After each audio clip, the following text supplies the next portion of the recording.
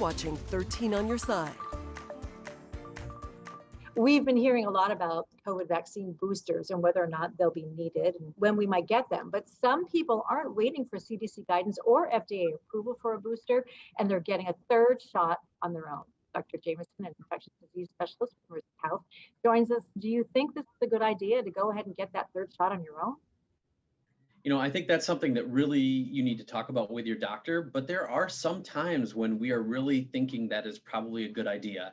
The exact data is a little bit slow coming in, but some people don't mount the same immune response as everyone else. Some people have other risk factors that make it reasonable, and some people are just nervous about some of the information we're hearing about Delta. So I know that that's happening out there.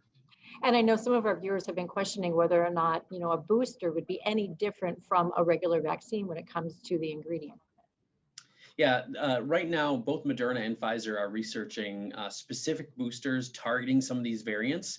But the boosters that are available right now, it would basically be getting an extra shot of the one they've already gotten. So the ingredients are exactly the same.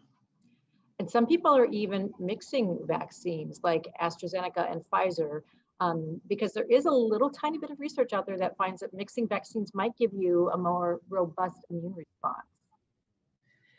I also see that data, and I think we might get more information down the road that really tells us how to do that, what the timing is, and what should we do.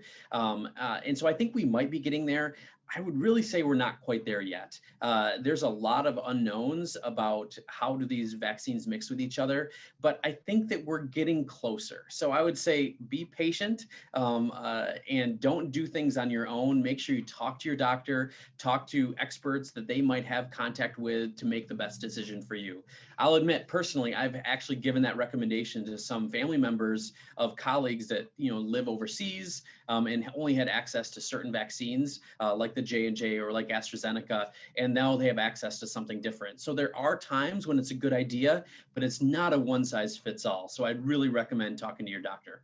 Don't treat yourself as your own science experiment. Yes, right? What are your thoughts on needing a booster for the COVID vaccine? Though we're coming up on, almost a year, at the end of the year when vaccines were starting to make their appearance, be getting shots in arms.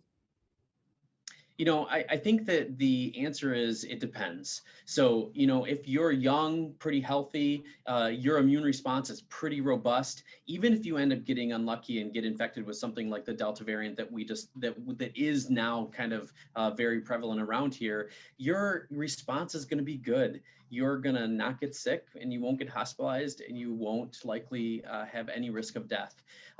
That being said, there are some people that we will be recommending boosters for. The elderly, for instance, or maybe healthcare workers, or people that have had, organ transplants or have immune system problems. We know that their immune responses were not quite good enough, and those are some of the people where the breakthroughs are most common. So those kind of recommendations will be coming soon, and we're hoping to really kind of have some standardization coming out shortly to give people the best advice possible.